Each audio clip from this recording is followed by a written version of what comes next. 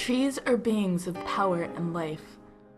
With the help from the wind, they tell their stories throughout the ages. Stories of happiness and sadness, of peace and war, of friendship and love. In the autumn, they let those stories travel in the wind and spread their knowledge so it can be passed on. A cold air is blowing through this small town called Maplewood. It brings with it dry bits of crimson and ginger. The leaves carry with them knowledge gained throughout their short time on the maple trees that cover this town. The trees are swaying in the wind, and a thick fog is creeping in. It is autumn, the time when memories are strongest and stories are created.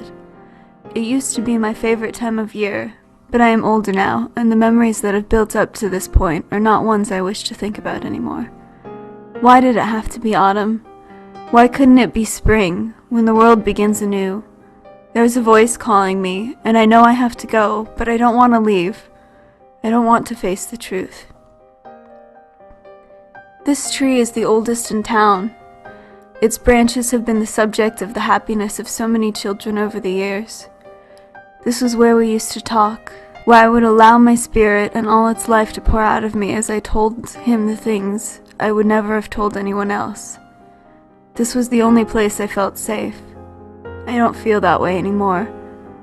As I stare up at the leaves that burn like fire, I know that I never will again.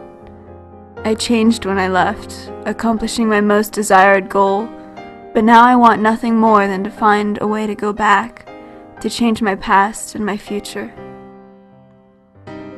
I still can't allow myself to believe that it was 15 years ago. It seems like only days have passed since the day I left. And the day I met him will be something that will never leave my memory. Derek Smith. Such a simple name. It didn't fit him. He was better than that. He was brilliant, the smartest in class since the 4th grade. And he was the best thing that happened in this stupid town. I didn't know that then, though.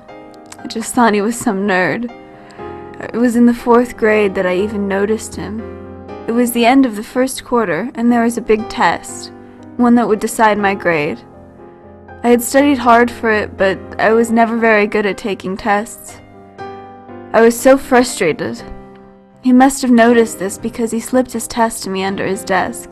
He had already finished. Math was his best subject. My worst. I didn't understand why he was helping me, and I didn't ask. I copied down his answers and finished the test before most of the class did. I handed his test back to him and thanked him gratefully. There was only one problem that I didn't understand, so I slipped my test to him and asked him about it. The teacher caught us and she grabbed both our tests. She looked at Derek and said, "Derek, I'm ashamed of you cheating on a test. I'm going to have to take your test, and your mother is going to hear about this." Stupid teacher. She never paid any attention to anything. Derek didn't say anything. He just looked down at his desk silently. The teacher put my paper back on my desk and looked at me seriously. "And you," she said. She looked at the name on my paper. She didn't even know my name. A small class in a small town, and she didn't even know my name. Catherine. Letting people copy your work is serious as well. This time, however, I will let you off with a warning. Don't let me catch you doing that again. I couldn't believe she had given my test back to me. I knew I should have said something. I should have told her that it was the other way around, that I was copying his test. But I didn't.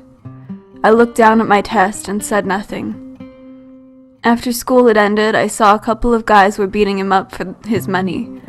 This was a common occurrence. They thought they had power simply because they could harm the weak. They knew better with me, though. I always had a habit of getting myself into fights with guys. And winning. The guys there saw me and must have noticed that I was angry, because they ran off. I helped him up and walked him home. When we reached his house, he told his parents that I had helped him. Like I was a hero in some fairy tale. I wasn't a hero. I was one of the people that existed on the sidelines, the one you never heard about in the story. His parents were so excited that they invited me to stay for dinner. They were kind and loving, so unlike my own family. They welcomed me into their world that night and every night following. They became a second family to me. Derek was the only friend I had, and I started spending all my time with him after school. Everyone in town knew that I was no good, that I would cause trouble when I got older and ruin the order this town held on to so dearly. So they all kept their distance. But Derek and his family never cared about that. They accepted me and welcomed me with their warm smiles. Right outside the walls of their school, there was a large grassy expanse. It held the oldest tree in town. This was where we went every day. We would talk about the events of the day for a while, and then we would do homework. I had told him how much I wanted to get out of this town, and he had promised to help me do it. At school, kids feared me. At home, my parents blamed me for everything that happened in their lives. Even at Derek's house, I felt out of place, though I would never admit it, being surrounded by such happy people all the time. This tree, this place, where no one else bothered us, quickly became the one place I associated with the feeling of protection. I spent so much time there that I was above all the other kids in my class. All except one, of course. Somehow, when he explained something, it made perfect sense, and I would forget why I had so much trouble with it in the first place. We would laugh about how easy classwork was, and challenged each other with problem-solving equations that we found on books and on the web. It became a game to us, one that only we could play. As I grew older, though, my desire to escape this town grew as well. I knew I had to better myself, to go beyond what this town offered, and prove to everyone that I was better than they all told me I was. Derek helped me with this, of course. He helped me write my essays and pushed me to improve upon myself, telling me constantly that I could make it. And I did. I had sent in all my applications early, and by February of my senior year, I received application letters from all the colleges I wanted to go to. At this point, I was so excited that I hadn't even thought to ask where Derek was going to college. When I did bring the topic up, he told me that he would be staying in town. When he saw the confusion on my face, he explained, forcing his voice to keep steady, that his mother had fallen ill, a secret that she had most impressively concealed for a few months. He said that the doctors couldn't explain what was wrong with her. Small doctors never did know how to handle anything more severe than a bad cold. She needed a city doctor, but city doctors were expensive, and they had already spent most of their money on these doctors just to be told that they couldn't help her. The one thing everyone did know was that she was fading. I stayed up the whole night crying. To imagine that brilliant smile of hers would be gone was too horrible, and I felt like I was losing part of my family. As I thought about this, I allowed my mind to think selfish thoughts. Derek would be staying with his mother. This thought should have comforted me, knowing that Derek's mother, and in some way my mother, would have people there to look after her. Instead, this just seemed to burn a hole deeper into my heart.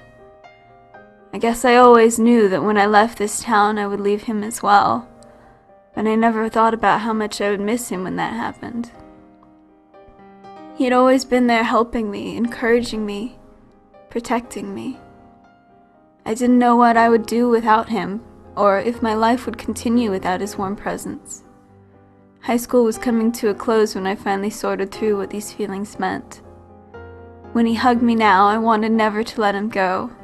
When he laughed at my jokes, my face lit up seeing that brilliant and probably inherited smile of his.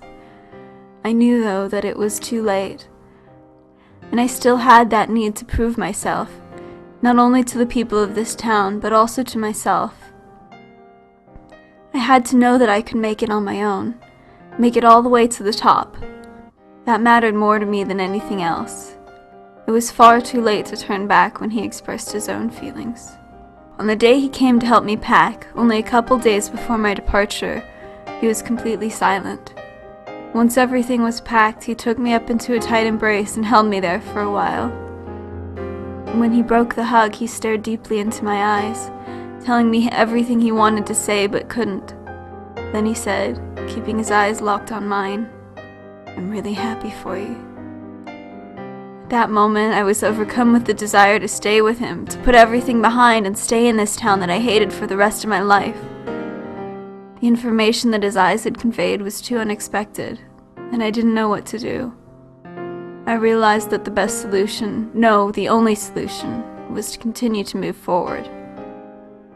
I could handle the pain of leaving, but I would never forgive myself if I stayed here and became just like the people that I so wanted to get away from. So I returned the embrace with a broken thank you.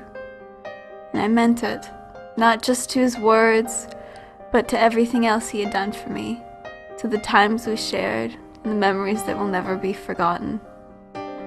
After I left, time moved so quickly that I felt dizzy and weak.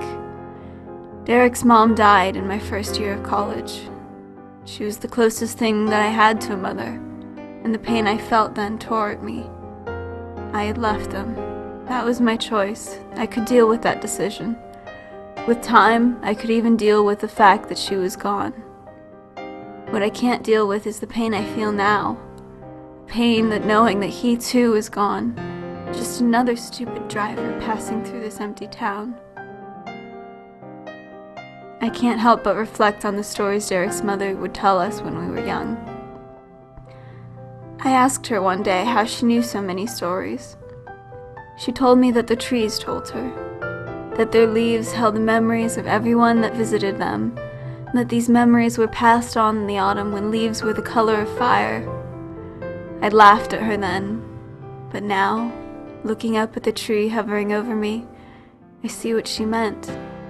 I can see the past. He is here, taking me back to so many years ago when things made sense. That voice is still calling me, and I know that I have to go.